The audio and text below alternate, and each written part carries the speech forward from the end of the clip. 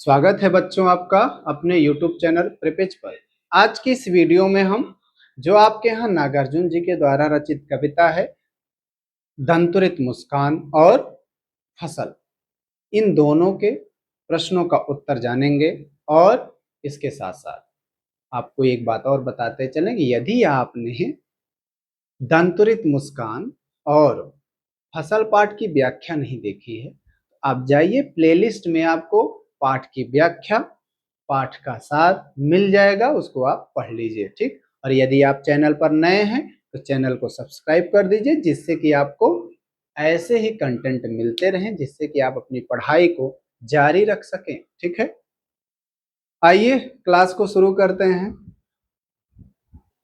यह दंतुरित मुस्कान। बच्चे की दंतुरित मुस्कान का कवि कहाँ है भाई?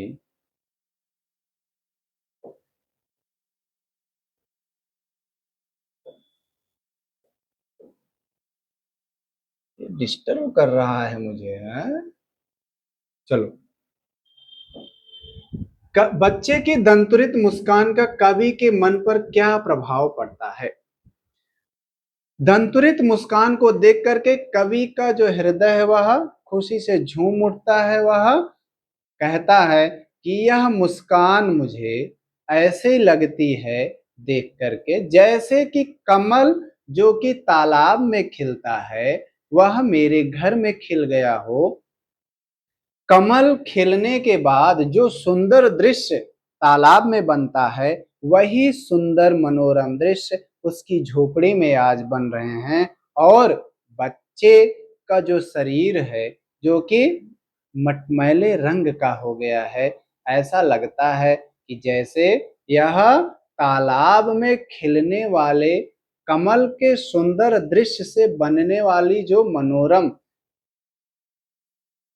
दृश्य की अनुपम छटा है वह हमारे इसी झोपड़ी में आ गई है। एक लाइन में कि बच्चे की मुस्कान कवि को बहुत ज्यादा आकर्षित करती है, लुभावनी लगती है। ठीक है ना? वह ये उसमें थोड़ा सा और आप जो जोड़ सकते हैं, इसमें मैंने बातें वो लिखी है शुरुआत में। ठीक, अभी मैंने जो आपको बताया वो उसी का जो लिखित रूप है आपके सामने है, जिसमें आप अपनी बात और जोड़ेंगे तो बताएंगे कि बच्चे की मुस्कान को देख करके ऐसा लगता है कि जैसे कि थोड़ा सा पावर कट हुआ है, ऑन करता हूं, तब तक मैं आपको बताता रहूंगा। ऐसे लगता है कि जैसे कि पत्थर पिघल करके पानी हो गया हो। इसका मतलब बच्चे की मुस्कान को देख करके कठोर हृदय वाले व्यक्ति का भी दिल पिघल जाएगा। ऐसे होती है बच्चे की मुस्कान। ठीक है, अगले प्रश्न पर चलने के लिए आपको थोड़ा सा वेट करना होगा, तब तक ये ऑन हो जाएगा भैया।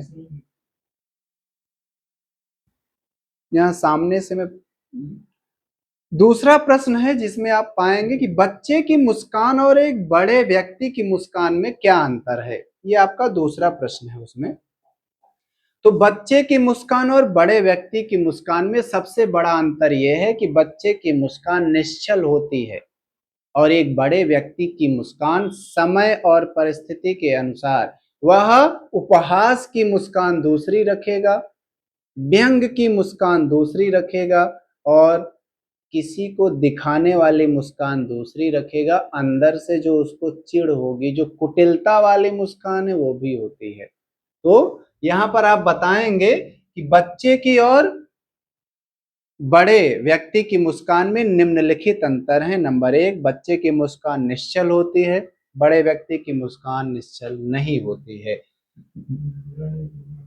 छोटे बच्चे की मुस्कान हर समय एक समान सी रहेगी। कोई अपने से मिलेगा तब भी, किसी दूसरे से मिलेगा तब भी वह वैसे ही मुस्कुराएगा।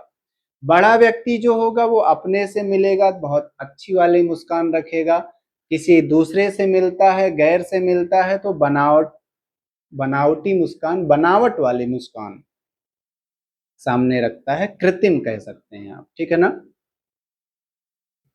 चलिए, ये पावर कट होने की वजह से थोड़ा सा वो हो जाता है, चलता हूं।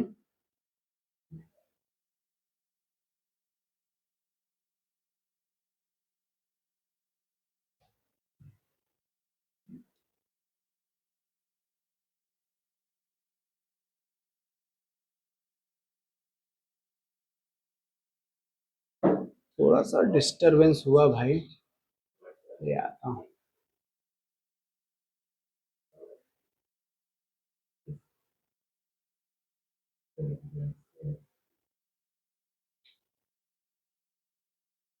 स्लाइड कहाँ गई भाई वो वाली?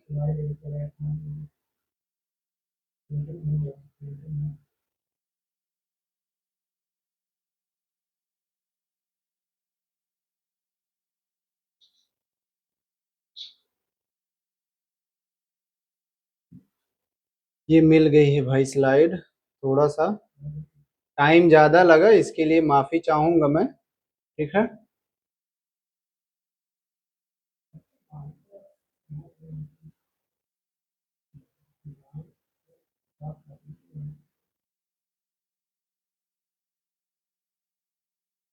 ठीक।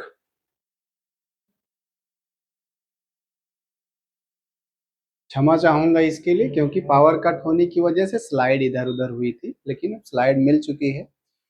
तो ये जो अभी हमने आपको बताया कि बच्चे की मुस्कान और उसके बड़े की व्यक्ति की मुस्कान में क्या अंतर होता है। ठीक, चलते हैं अगले पर। एक बार फिर से सॉरी भाई उसके लिए ना। थोड़ा साइड हो जाओ, नोट कर लीजिए।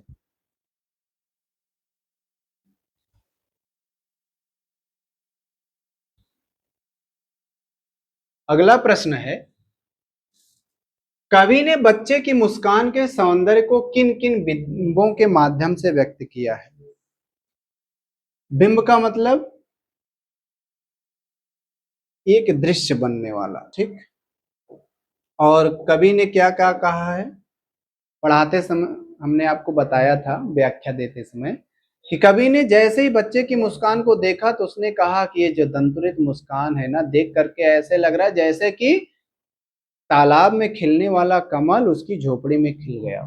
दूसरी उन्होंने जो उपमा दी थी वो ये थी कि इस मुस्कान को देख करके पाषाण भी पिघल करके पानी हो जाए, इसका मतलब कठोर हृदय वाला व्यक्ति भी पिघल जाए, खुश हो जाए। ठीक। इसके बाद तीसरा था शेफालिका के फूल वाली बात, कि इससे मतलब नहीं है कि पेड़ जो है वह बांस या बबूल का, इसका मतलब ये कि कटीली झाड़ियों के समान व्यवहार रखने वाला व्यक्ति भी देखे तो शेफालिका के फूल जैसी सुगंध महसूस करे, ऐसी छवि है उस बच्चे की। ठीक है। ये लिखा गया। भाव स्पष्ट कीजिए। छोड़कर तालाब मेरी झोपड़ी में खिल रहे जलजात। प्रस्तुत पंक्तियों में ये भाव निहित है कि ऐसा लग रहा है जैसे कि कमल जो कि तालाब में खिलता है वह उसकी झोपड़ी में खिलाए हैं। कहने का तात्पर्य है कि दृश्य अत्यंत मनमोहक है, लुभावना है। ठीक है। छू गया तुमसे कि झरने लग पड़े शेफालिका के फूल, बांस था कि बबूल दोनों बात एक ही है। तो कवि ये प्रस्तुत पंक्तियों में ये कहने का प्रयास कर रहा है कि आपको छूने के बाद ऐसा लग रहा है कि कठोर शरीर वाला जो बांस या बबूल का पेड़ कांटों वाला है उससे मतलब नहीं है, शेफालिका के फूल जैसी अनुभूति हो रही है, सुगंध, सुंदरता और कोमलता की। ठीक है। ये कि कभी को ऐसा लगता है कि उसके उनके छोटे से बच्चे के निश्चल चेहरे में वह जादू है जिसको छू लेने से बांस या बबूल से भी शेफालिका के फूल गिरने लगते हैं। इसका मतलब जो कठोर व्यवहार, कटीले व्यवहार रखने वाले व्यक्ति हैं, वह भी जब उसके संपर्क में आएगा तो वह भी शेफालिका के फूल की तरह कोमल स्वभाव से वह आकर्षित हो जाएगा। ठीक है। चलते हैं अगले पर। अगला प्रश्न फसल पाठ से है आपके। जो कविता है, कवि के अनुसार फसल क्या है? तो कवि के अनुसार फसल जो है वह लाखों करोड़ों हाथों का जो कठिन परिश्रम है उसका परिणाम है। एक नहीं कई नदियों के पानी का जादू है। एक नहीं कई तरह की मिट्टी के गुणवत्ता का परिणाम है। ठीक, यही वाली बात यहाँ लिखी गई है। ठीक। इसके बाद कविता में फसल उपजाने के लिए आवश्यक तत्वों की बात कही गई है। वे आवश्यक तत्व कौन कौन से हैं? वे आवश्यक तत्व किसान की मेहनत, मिट्टी की गुणवत्तापूर्ण उपज करने की क्षमता और सूरज की रोशनी, हवा के साथ साथ नदियों का पानी, ये सब तत्व हैं जिनके सामूहिक सहयोग से फसल तैयार होती है। ठीक, ये सामने है लिखित रूप।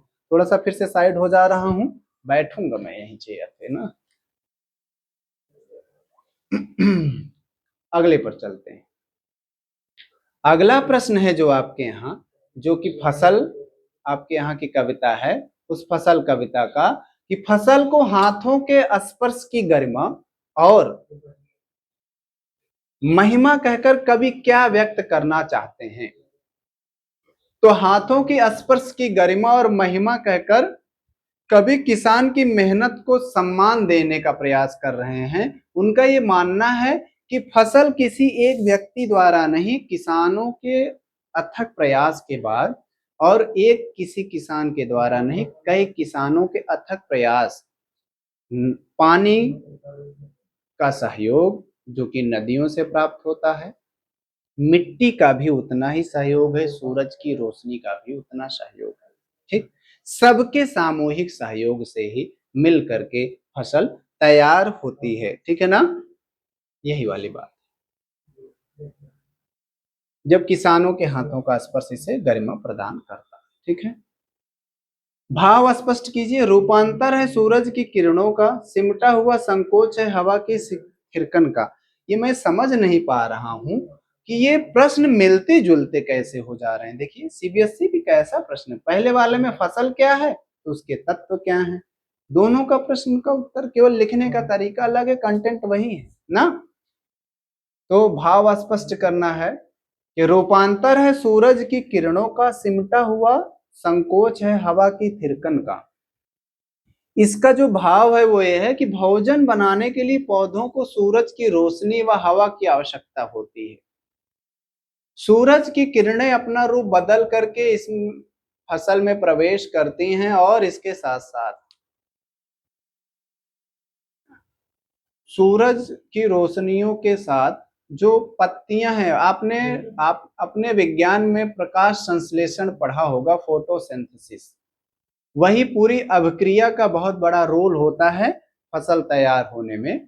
तो यहाँ पर कवि का कहना यही है कि किसी एक के सहयोग से नहीं, बल्कि सूरज की किरणें और हवा के सहयोग से भी फसल तैयार होती है। ठीक है ना, देखिए कवि का कहना है कि जहां एक और सूरज की किरणें अपना रूप बदलकर इन फसलों के अंदर समाहित हैं, वहीं दूसरी ओर हवा की थिरकन भी इन पौधों को फलने फूलने में मदद करती हैं। ठीक है, उम्मीद करते हैं ये भी उत्तर समझ में आ गया होगा। ठीक, इसी में अगला प्रश्न है आपके रचना और अभिव्यक्ति का।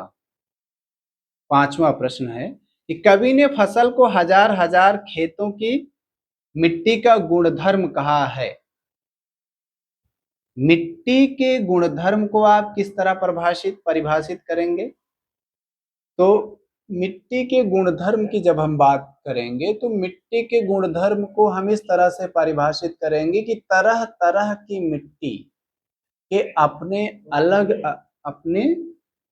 अलग अलग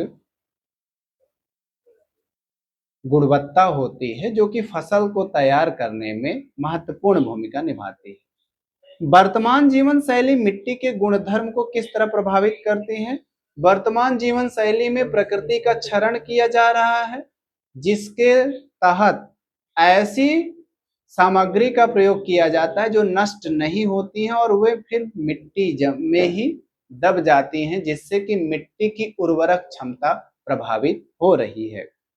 अगला उसी में है, मिट्टी द्वारा अपना गुणधर्म छोड़ने की स्थिति में क्या किसी भी प्रकार के जीवन की कल्पना की जा सकती है? नहीं, बिल्कुल नहीं, क्योंकि कवि ने बताया ही है कि फसल सबके सामूहिक सहयोग का परिणाम है, तो किसी एक के न रहने से फसल तैयार होने में बाधा उत्पन्न अवश्य होगी। अगला है कि मिट्टी के गुणधर्म को पोषित करने में हमारी क्या भूमिका हो सकती है, इसको आप कमेंट करके बताएंगे। एक मैं बता दे रहा हूं कि मिट्टी के गुणधर्म को पोषित करने में हमारी भूमिका ये होगी कि हम प्रकृति में आसानी से नष्ट होने वाले, जो कि पर्यावरण को प्रदूषित न करने वाले हों, ऐसी सामग्री का प्रयोग करेंगे। बाकी आप कमेंट करके बताइएगा, ठीक है ना। इसको आप पढ़ते रहिए, दोहराते रहिए, अपनी पढ़ाई को मजबूत करते रहिए। मिलता हूं मैं आपसे अगले वीडियो में, तब तक के लिए आपको धन्यवाद।